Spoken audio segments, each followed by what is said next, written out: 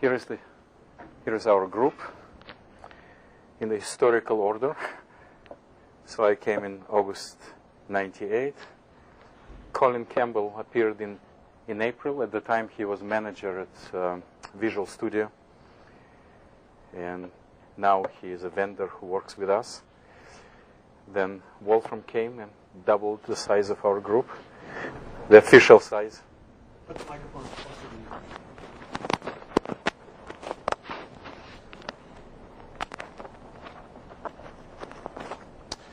Then Margus came, Michael, Lev, and Eggenberger is a visiting professor from the University of Pisa. So what's ASM? A short answer is right here at you, at the screen.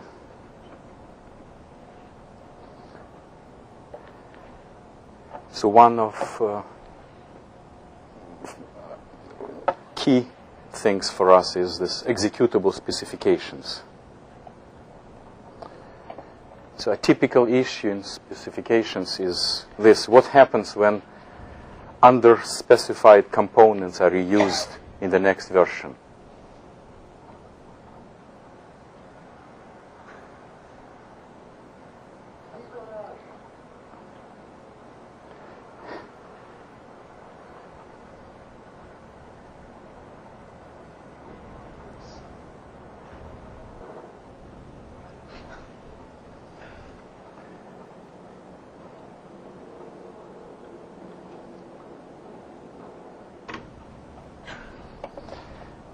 So software failures may have high price.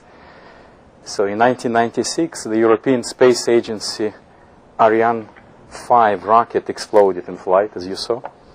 Damage totaled that many DM mark. So in today's price, it's just half, and you will get the number of dollars. At the time, it was more dollars. There were no fatalities, at least until the project was reviewed.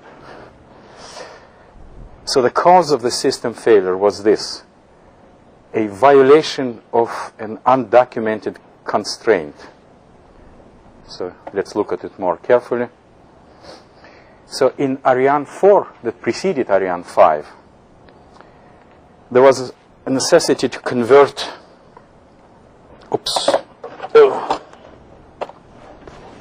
let's see, I'll try to show here.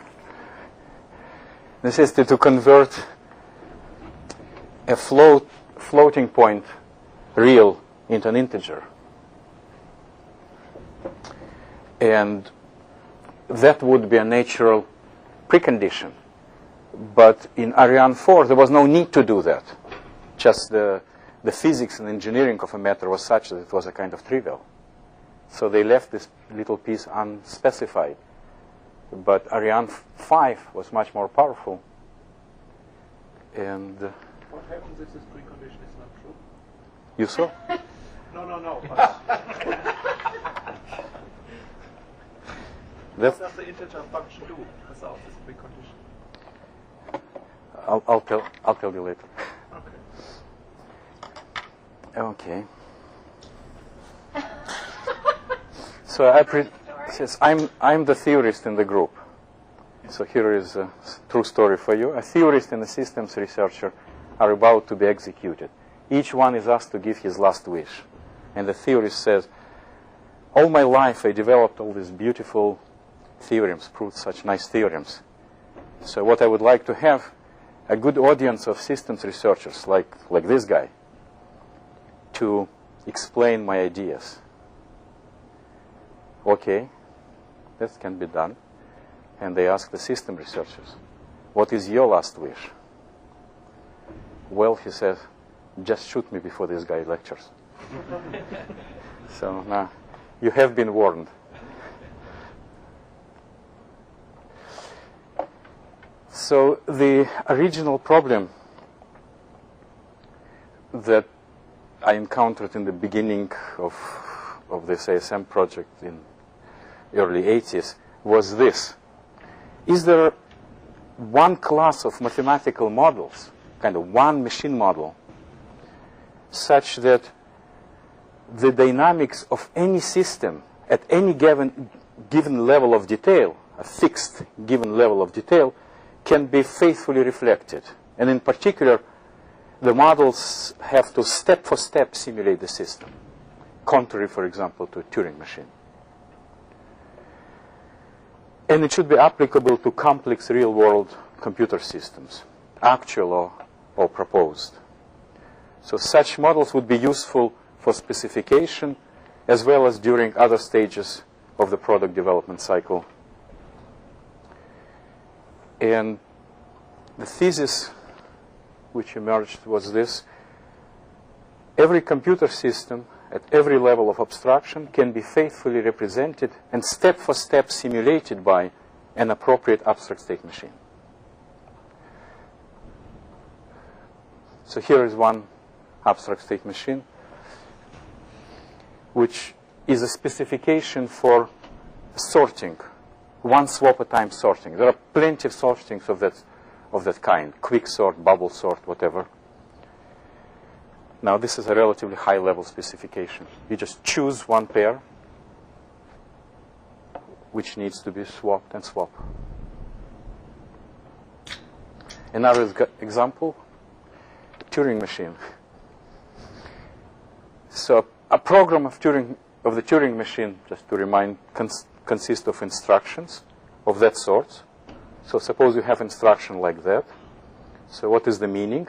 So if you look at so there is this long tape, infinite both sides, and there is a head, which is in control state Q1, and currently it's looking at letter A. Then, according to the instruction, the following happens. At the next moment, the control state is Q2. The letter in the cell that has been observed is changed to B, and the head moves one step to the left because it says -1. So here is an ASM program. Do in parallel. So the current state is some kind of function given by a table. It's relatively high level. As I said, you have to always choose a level of abstraction. So this is a relatively high level of abstraction. So this is some kind of table which, given the current state, and you have a head position, and the letter which tape has at this place. So H, for example, is 17. And then you say, what is the letter is in the tape at 17th place? And like here, the one value of Q could be Q1, and one value of T of H could be A. And then you get new current state. Similarly, you get new letter in the observed cell. And then the head moves to the right, to the left, or stays in the place. So how can you prove such a thesis, which seems quite ambitious thesis? So probably the most important is the experimental evidence. And on this site you will find 100 or 150 papers, and many of them quite substantial studies and confirming the thesis. There is also a kind of speculative mathematical proof from convincing axioms. So the sequential case is in the best shape, and that's what I will show you. So deterministic sequential case, proving or sketching the proof of the thesis in the deterministic sequential case. So first of all, we have to understand, what does it mean, a sequential system or algorithm?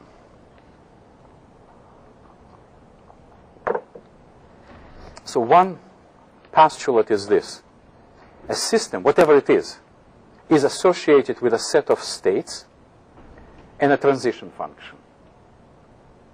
Okay. Now, what else is missing? So until now, we have some kind of automata, possibly infinite state automata. Now, the system could be highly parallel. So I'll exhibit examples later. But still have a set and a transition map. And so people would not call such a system or such an algorithm sequential. So when people say that an algorithm is sequential, then there is a connotation that at each step only so much work is done. It's a local change. And okay, that's what is missing. So in order to formulate what is missing, we need, contrary to automata theory, where a state is just a dot in a space of states, we have to look more carefully what the state is. So, and we borrow a notion of structure from mathematical logic. So to remind, a structure X is a set called the base of X, together with various functions. Could be unary functions, binary functions. There could be also nullary functions. So logicians call them constants. But we use the name nullary functions because they may change from one state to another. So it seems ridiculous to call them constants. Okay. What is that? F goes from S into nothing? From S to... this goes from nothing to S. It's a nullary function. It has nullary many arguments. It has 0 arguments. Okay. So the function names form the vocabulary of the structure, and the set S is the base. And the huge experience of mathematical logic shows that every static mathematical situation can be adequately described by first-order structures. Now, I didn't see this in published form, except written by myself, but I made this pronouncement in logic audiences zillion times, and I'm yet to see somebody objecting to this. What is first-order structure? I just explained. Set with various functions with it. Oh, okay. That was not, I just thought that's the structure. So what's the first? No difference. No difference. Structure is first-order structure. Equal. At least for the purpose of this talk. So the next postulate, so the main part is this. Oops. States are structures. So that's what a state is. So since what is a state? You stop your system and you can examine what you see. So it's static. And if it has to be described mathematically as we wish, it better be a structure.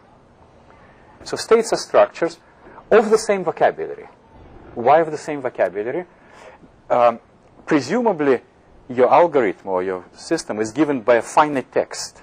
There's somewhere a manual which is supposed to describe everything. In principle, everything can be written and you have a finite text. And the vocabulary is supposed to reflect that program, that manual, and not something which changes from one state to another. So you have structures of the same vocabulary. Next, this is a kind of technical convenience. We suppose that the base set does not change. Now, that seems blatantly true. You may have graph algorithms where, as you go, you add new nodes. But you ask, where do you take those nodes from? You don't run to the shop and buy the latest, Japanese nodes for your graph. So where do you take them from? So you can always suppose that you have some kind of naked set, we call it reserve, which is a part of your structure. And you just fish those elements from there. The representation of a state is immaterial. So all what matters is the structure. So whatever our functions tell us about the state. So it's like in algebra. So we study things up to isomorphism. So here is a more precise definition. But intuition is this. It doesn't matter how the state is represented. If you have a database and you ship it over the net and it's stored in somewhere else, you shouldn't care how it's stored. You're only interested in things which are relevant. So example of a state. So let's come back to our Turing machine. So what happens, even in the case of Turing machine, you will see that states are quite involved.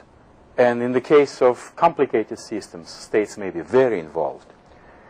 So in this case, the whole base set is split into pieces which we call universes. So in first-order logic, often the whole base is called a universe. So we call it super universe, and universes are kind of parts. So one universe is this Q. Maybe since we spread over to, I have to show here. So one universe is the set of control states. Every element of this set is a nullary function, has a name in the vocabulary, okay, because they appear in the program, or at least may appear in the program. There is additional nullary function, which is the current state. Contrary to those, this one is dynamic. It changes its value from one state to another. Then there is an alphabet, for example, 0, 1, with one distinguished element, blank. Blank may be 0. Then there is the set of integers with addition and four nullary functions. 3 of them are static and 1 dynamic. Then there is a unary function, which is called a tape, and that's a mapping from integers to the alphabet, which is almost everywhere blank. So there is only a finite portion of the tape which is not blank. And the program is given by means of such instructions. So it can be written as a table of that sort, and it gives rise to 3 functions, f1, f2, f3, and now we get our program that we saw before.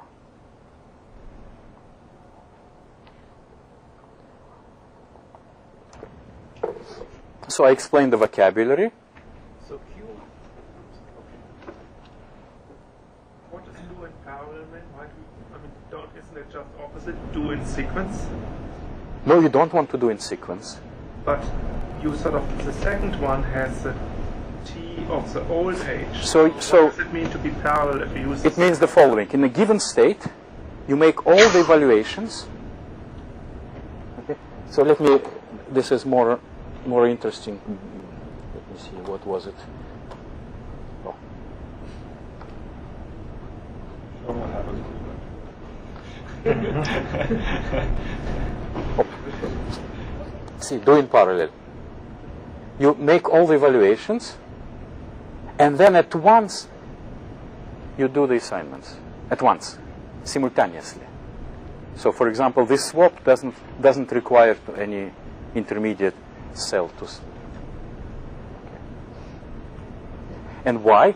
Sometimes people think that sequential algorithm does one thing at a time, but this is not true. Even Turing machine, which is a kind of primitive sequential algorithm, does 3 things at a time, maybe more.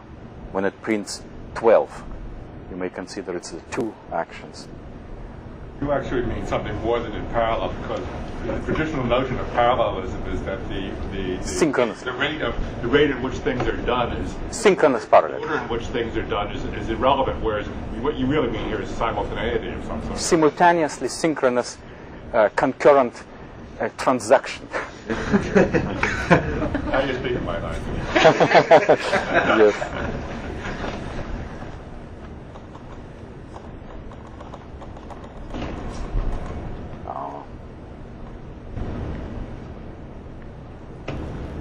Oops. Now overshoot. Okay. And now the most interesting postulate. Yeah? Before you go on, so I saw only the function symbols. I didn't see the base. Where was the base? So you saw a bunch of universes. And in this case, the base is the union of all these universes.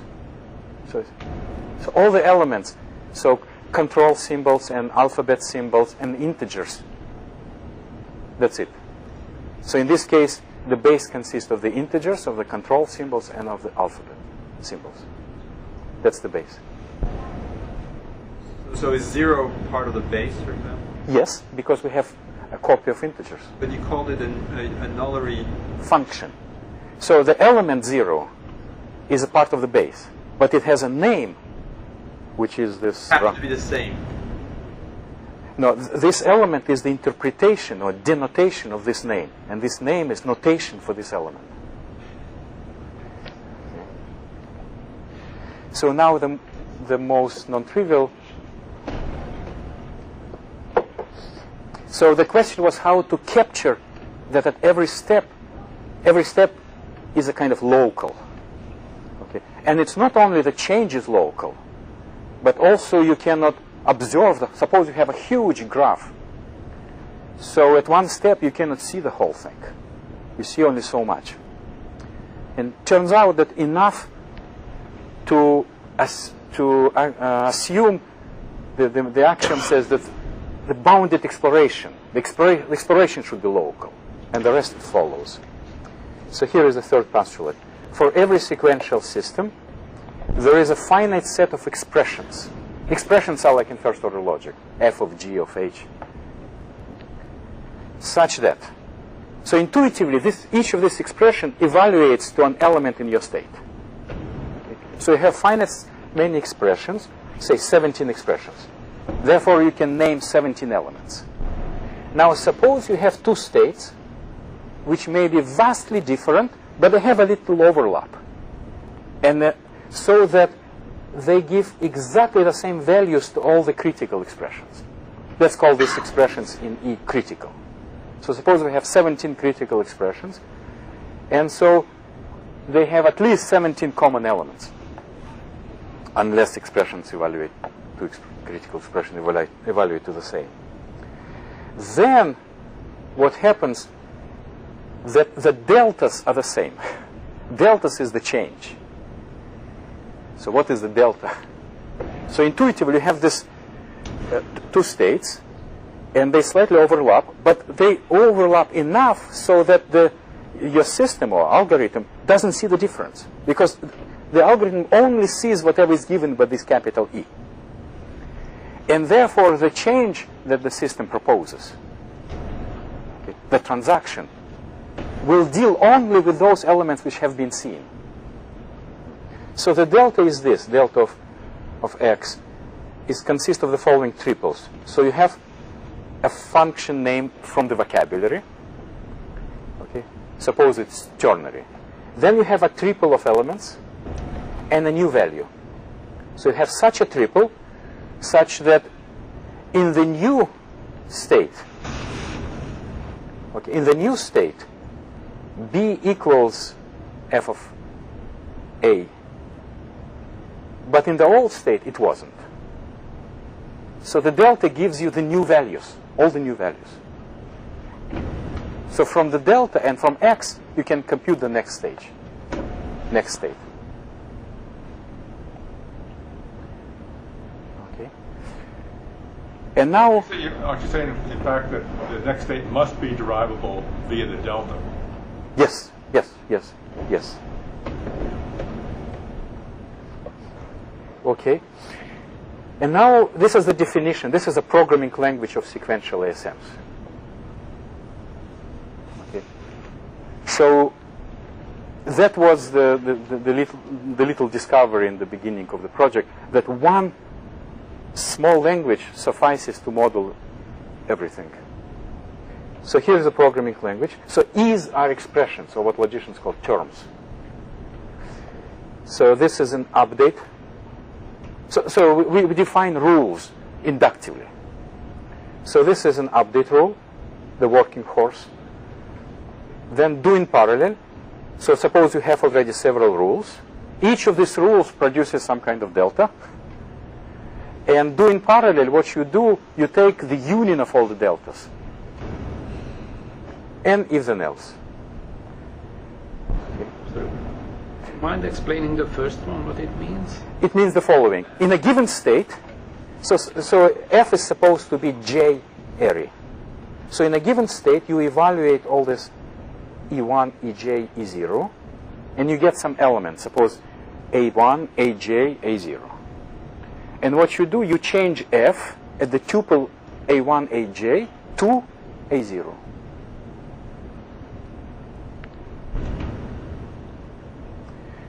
So the program is just a rule. Like in Turing machine, the whole program describes one state, one transition. One state transition. It's a transaction. So you have to iterate it until you reach a fixed point.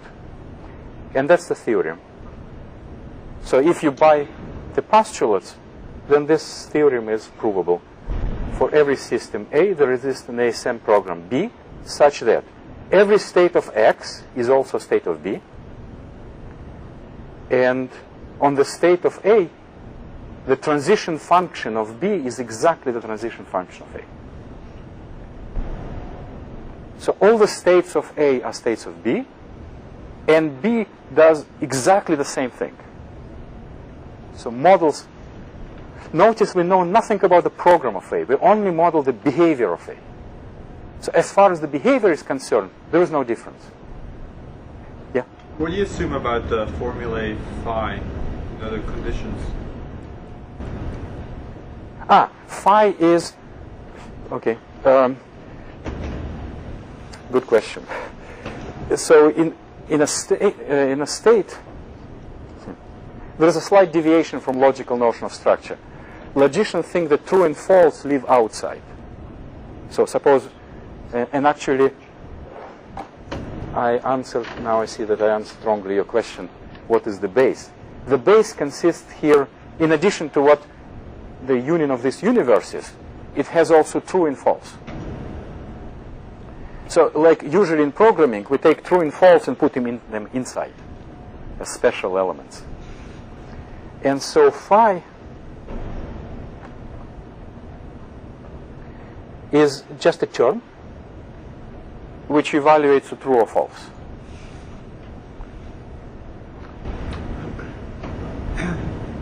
I assume that logical operations are among the functions. Yes. Yes, exactly. So in this case, in the sequential case, only propositional connectives. In the more advanced case, also quantifiers. And equality between base elements, right? Say it again? Equality between base elements? Yes, equality is always built in. It's logic with equality. So that's the end of the deterministic case. And but ASM language is bigger, so it handles also unbounded parallelism. So until now you saw the parallelism which was bounded. Say you could have 5 things in parallel executed. But in fact you can do unbounded. So suppose you have a graph with one distinguished node called source, and we want to compute the nodes reachable from the source. Okay. So what do we do? We execute. So this is the program. Do for all pair of nodes U and V. Sorry. Okay. Do for every pair in edges. So edges is a binary relation.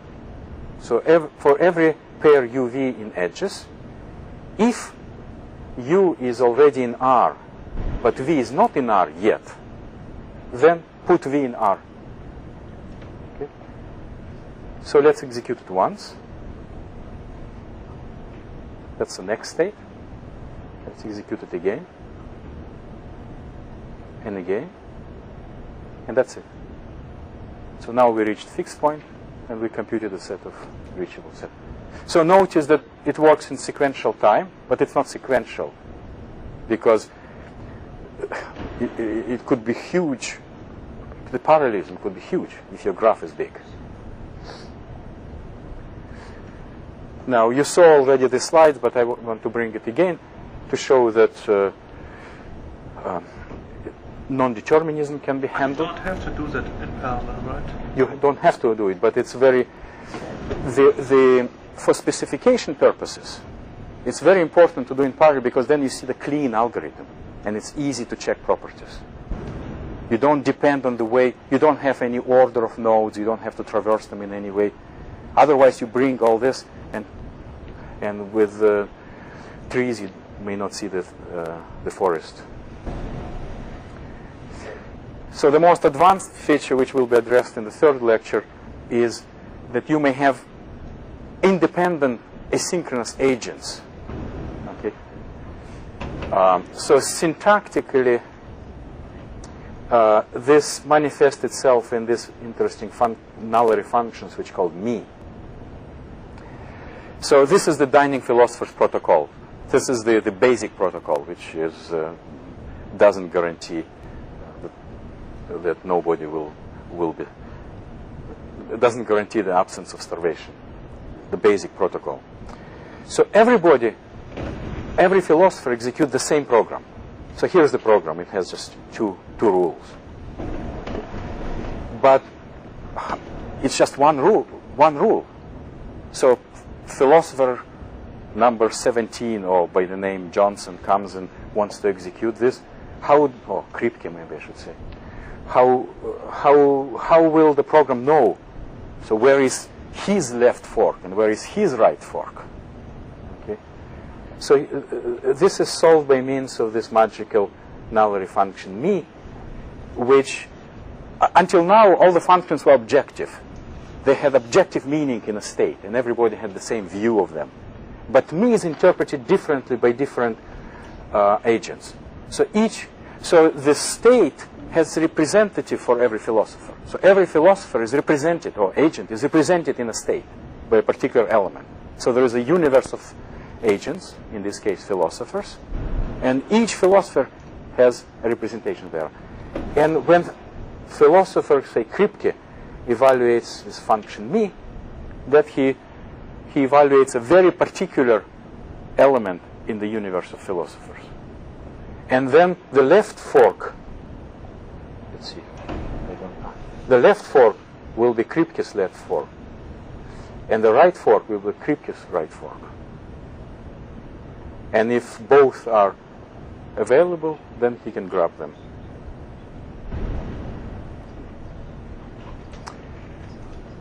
Yeah? So, between the if and the then, that's all done atomically? Yes. There's no race condition there. But between the test of left fork and right fork available, yes. and So writing into your right. So it's supposed that every step is atomic. So if you have two agents and their steps contradict each other, suppose they both two philosophers they compete for the same fork, then only one of them will be enabled and the other one will have to wait. Okay. So the true semantics of this is relatively complicated. It's true concurrency. It's not interleaving. Because if you have many people in distributed computations say that interleaving is just fine. But if you interleave with philosophers, then the problem disappears. Of course, if one philosopher eats at a time, there is no problem of starvation. There is nothing. So we really have to consider a kind of true concurrency when agents compete. Okay. That finishes my part of this first lecture. Eggenberger will review the next.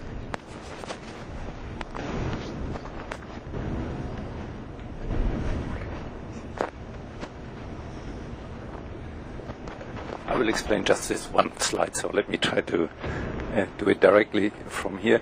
So this is a short selection of some applications which have been made since last century, I should say, because you should know that Yuri explained this thesis in 1987-88 in a course he gave in Pisa for our PhD students, and there was this thesis that these ASMs. Can you put this mic just a little closer to you?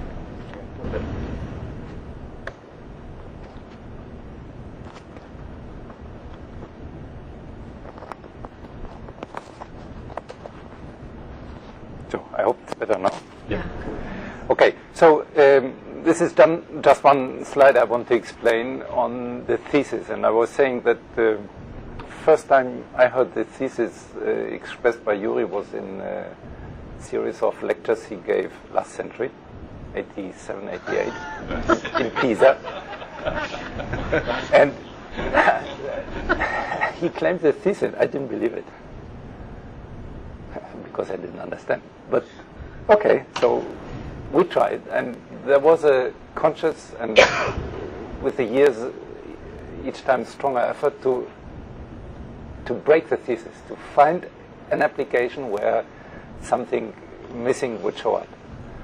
So here's a selection of applications we have done in this attempt, and you see from the slide there is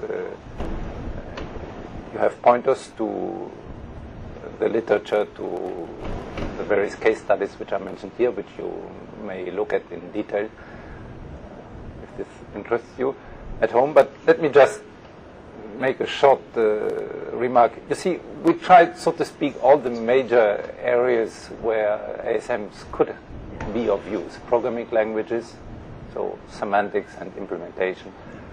Then architectures, description of various problems occurring there from design to specification design. Then protocols, control systems. And each time it turned out that we succeeded in modeling the problems under study using ASMs. And there was never... I tried very often to ask Yuri, why don't you add this construct or that construct? And he always found a way of showing that it can all be done, and naturally, that's the point, can naturally be expressed at the appropriate level of abstraction by using those features that you saw, just updates and parallelism and everything else. How do you know when a specification is correct? Okay, say it again. How do you know when a specification is correct? It's a major problem. So let's see. One example is this, here we are. So ISO Prolog. So ISO wanted to define a standard for Prolog. So what is Prolog? A standard should define it, but in such a way that it is independent of the different implementations which were there at the time. So I'm speaking about 91, 92, and there were 5 or 6 different competing Prologs. So there was IBM Prolog, Interface, Quintus, Sixtus, BIM. These were the major products. So how to define? There were various proposals. None of them really worked. With ASMs, eventually we succeeded, and it became the standard definition.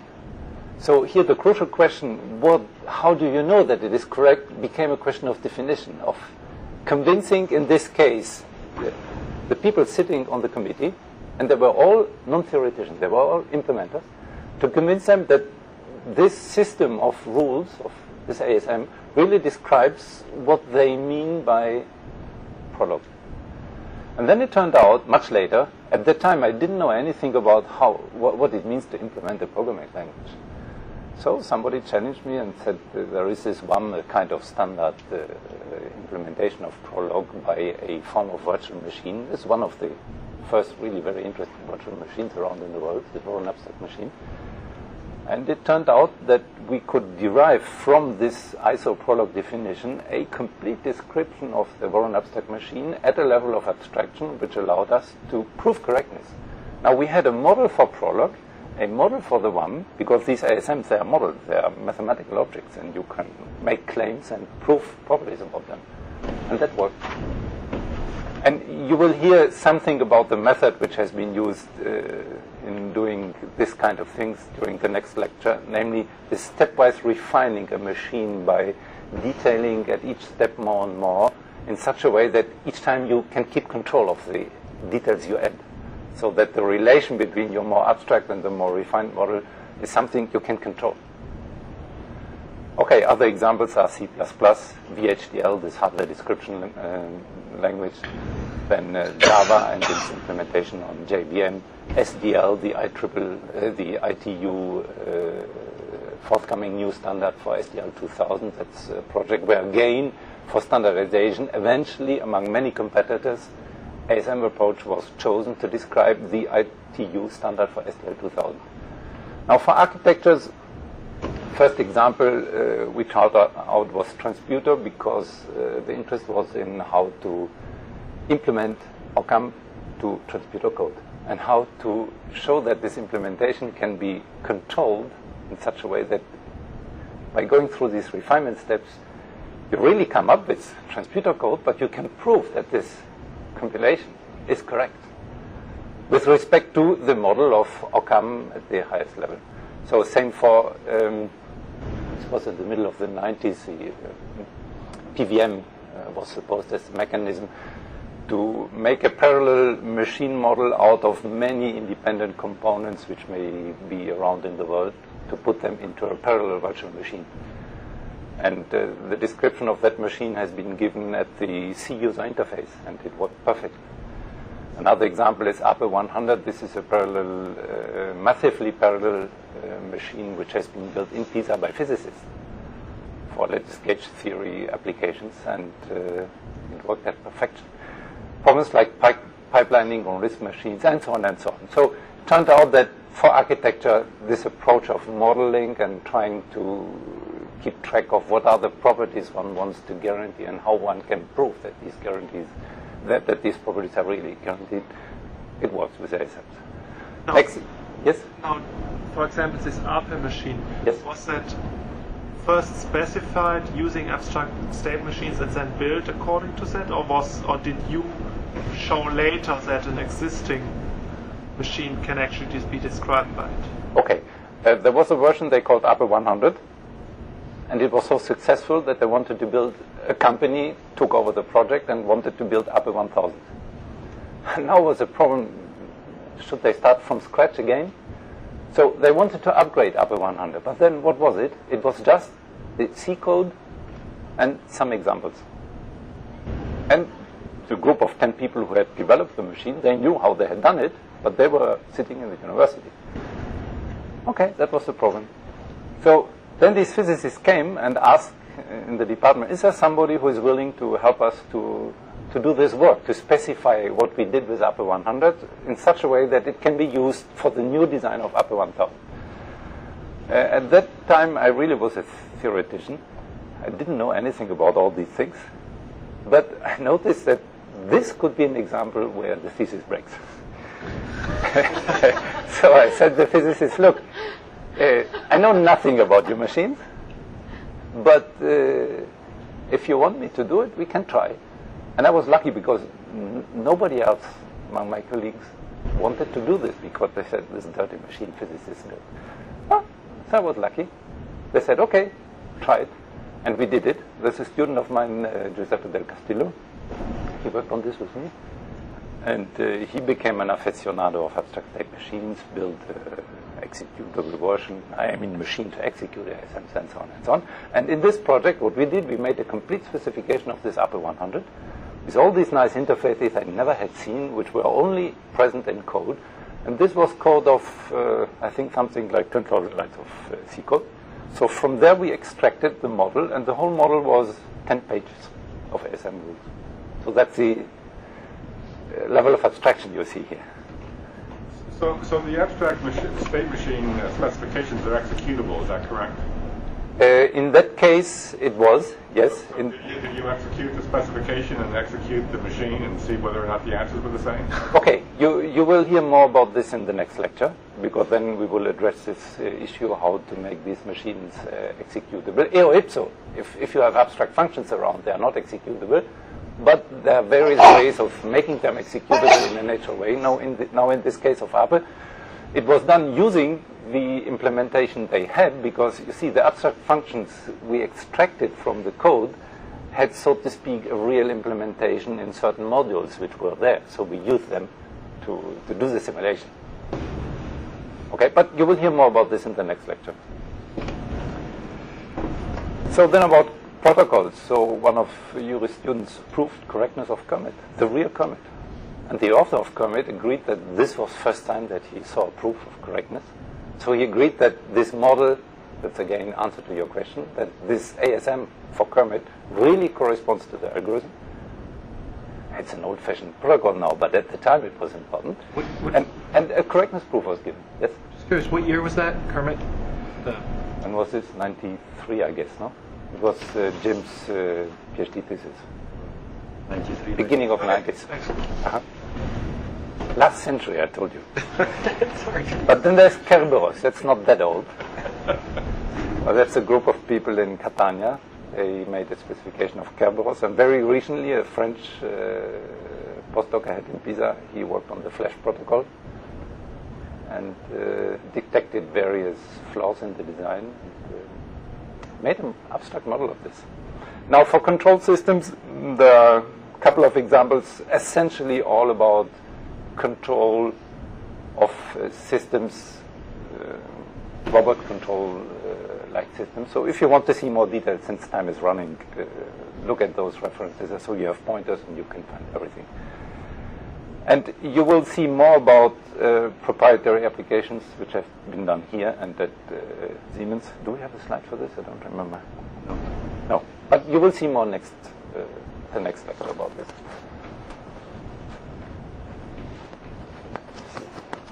Thank you very much. Just 1 second. I want to say, Egon mentioned ITU in connection with SDL. ITU is International Telecommunication Union. Okay, I also wanted to mention that much of this was done by Egon, his student, and his colleagues and co-authors. Now, Colin.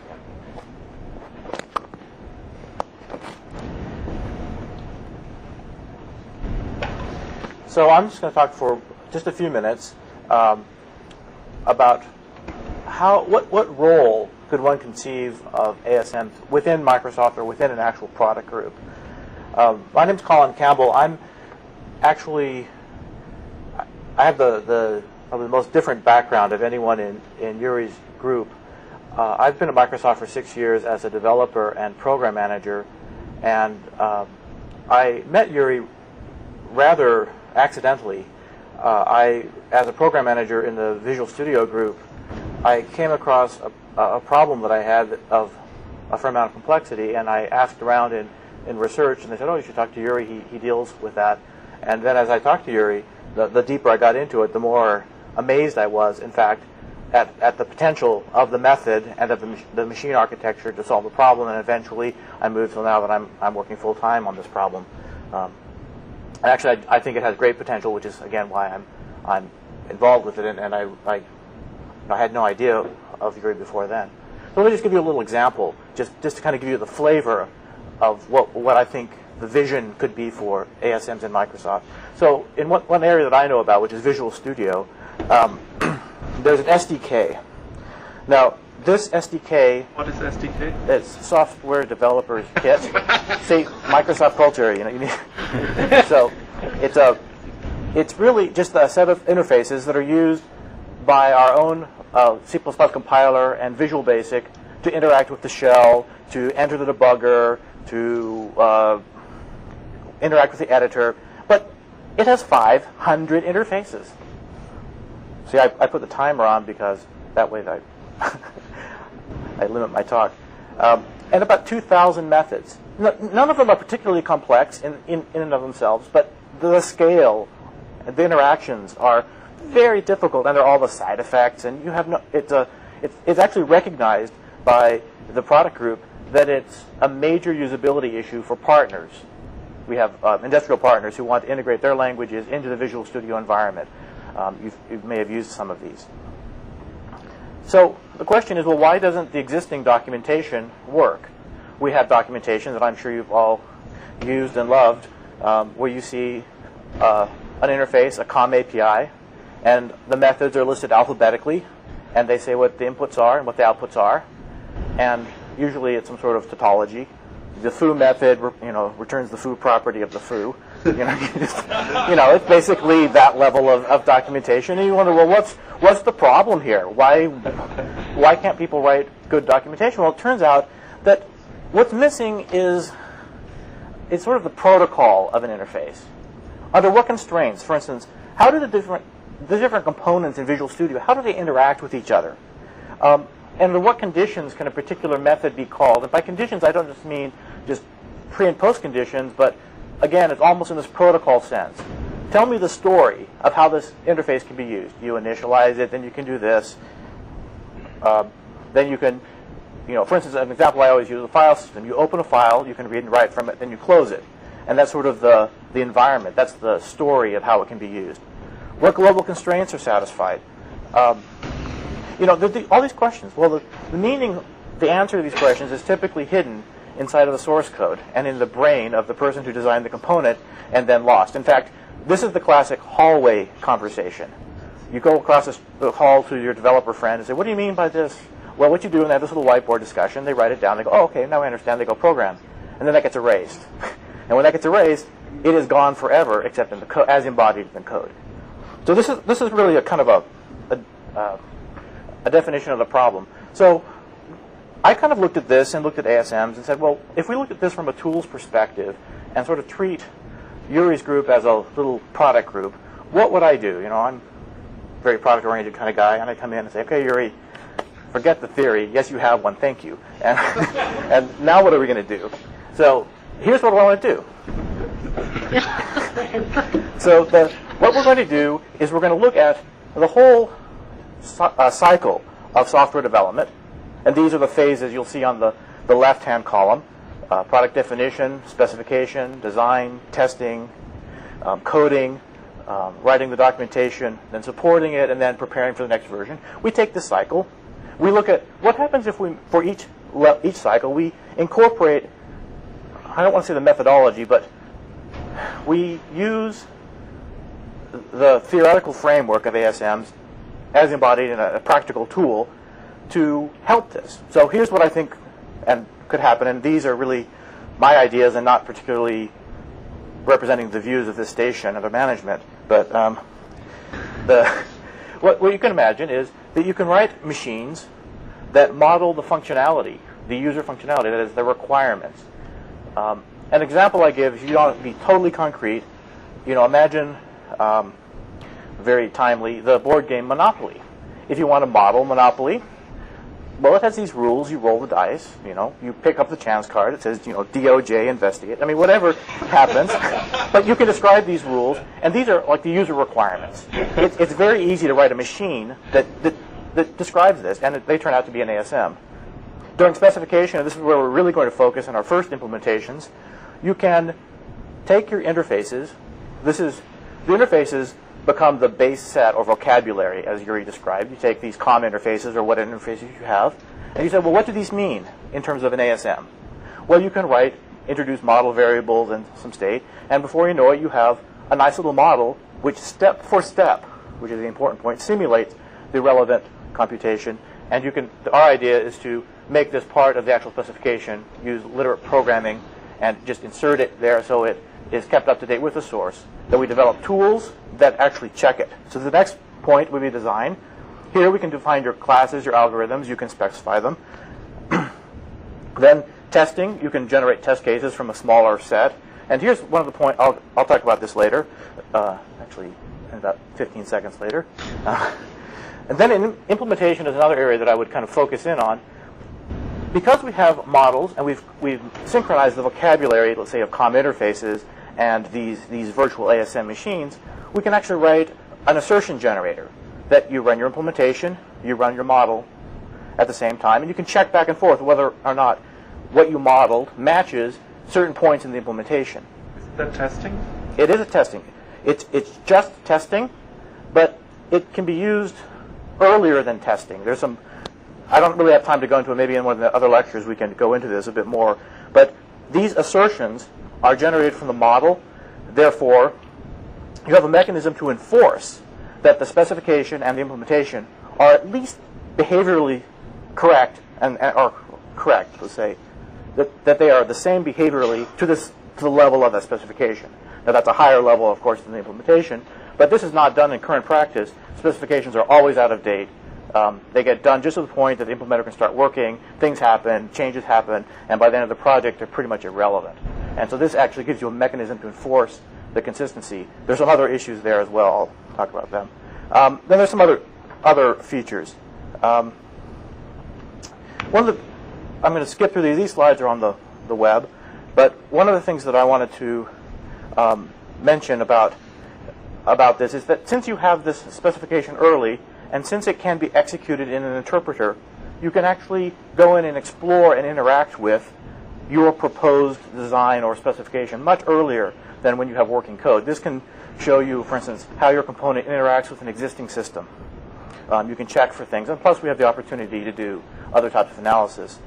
But the thing that I think in the short term will be the most important is that we'll be able to define responsibility on the part of the specifier and the implementer.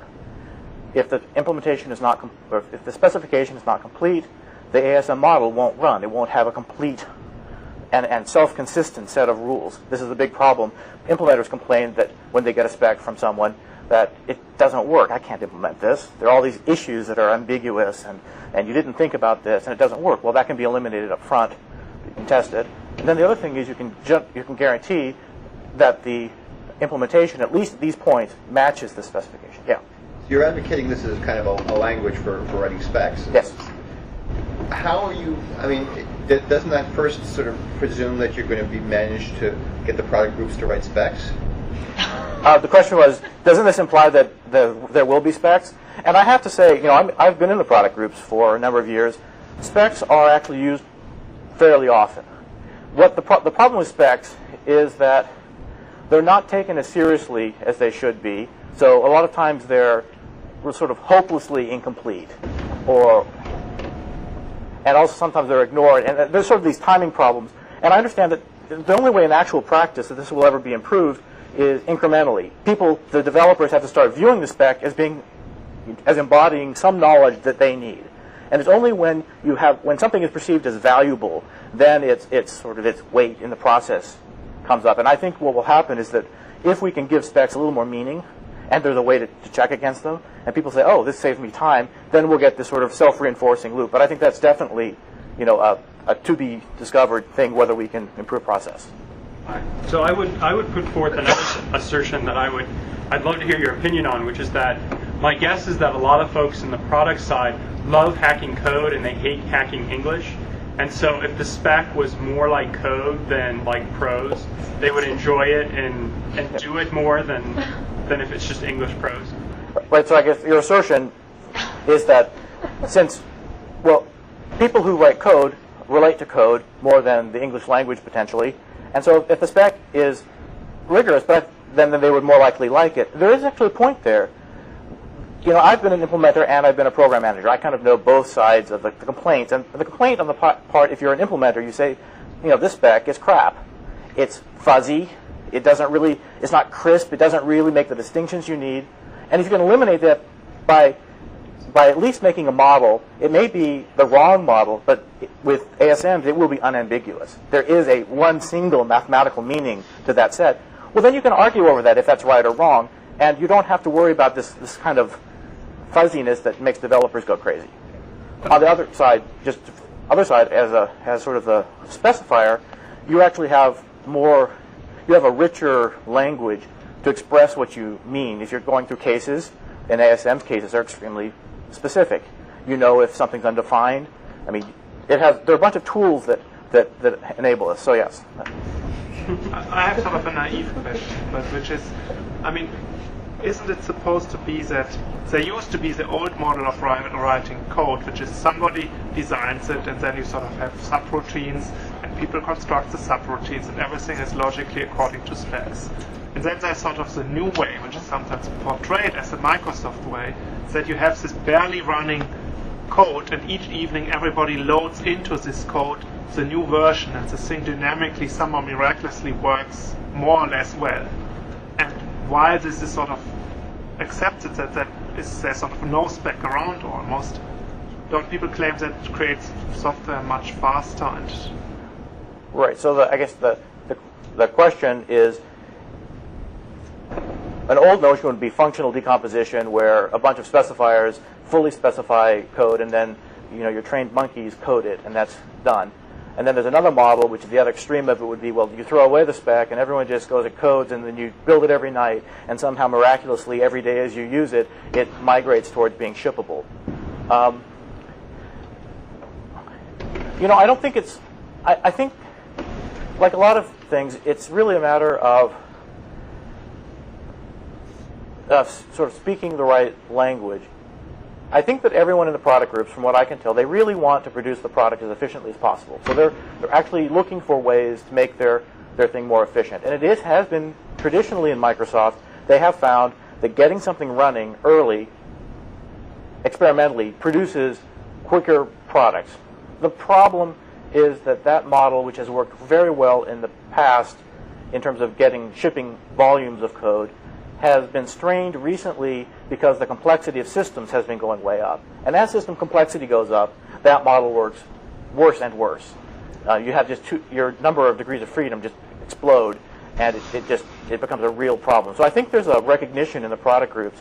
There's a fair amount of demand for something more structured and better. So I think that, although again it's not proven, I think the climate in the product groups is fairly receptive to something more towards specification or structured process, and not just code first, ask questions later, which is, I guess, the more traditional Microsoft culture.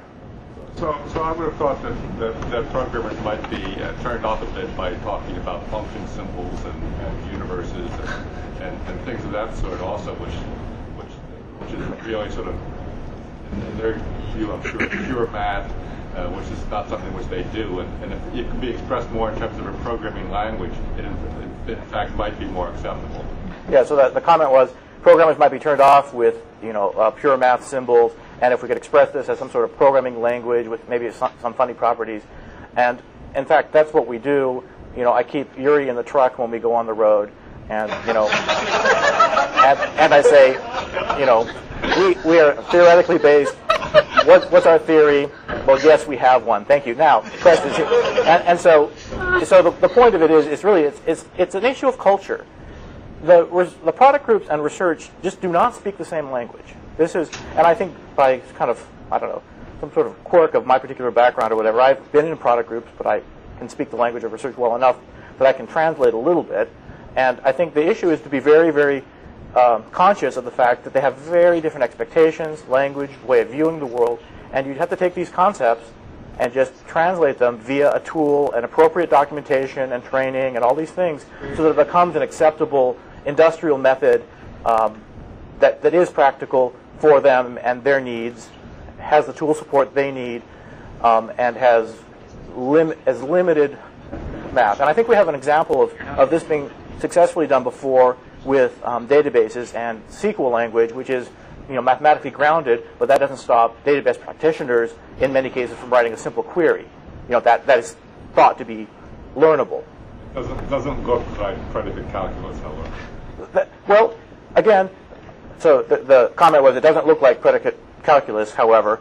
I think this is something that Yuri's group has yet to prove, and I think that we're up to the challenge, and I think if you come back and come to our next lectures and follow us over the next few months as we do our tool and our examples, we're going to have a bunch of case studies, and that'll really be the proof, if that happens or not. And I think...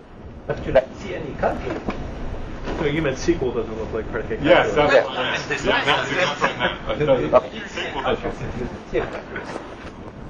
There is no calculus. But he saw math. It's like universes and functions.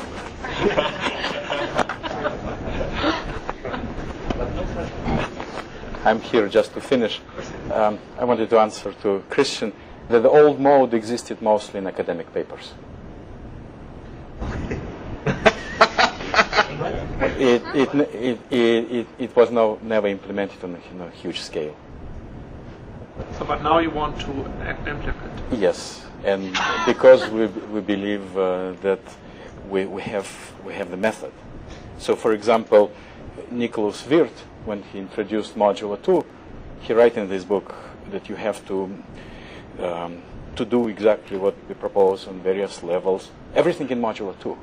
But how do you write high levels in Modular 2? It doesn't give you the means. Okay. Now, I had a joke which I wanted to tell in the third lecture, but since you had so much hype, I want to put things into proportion. So here is the joke. What's the difference between theory and practice. In theory, there is none. That's it.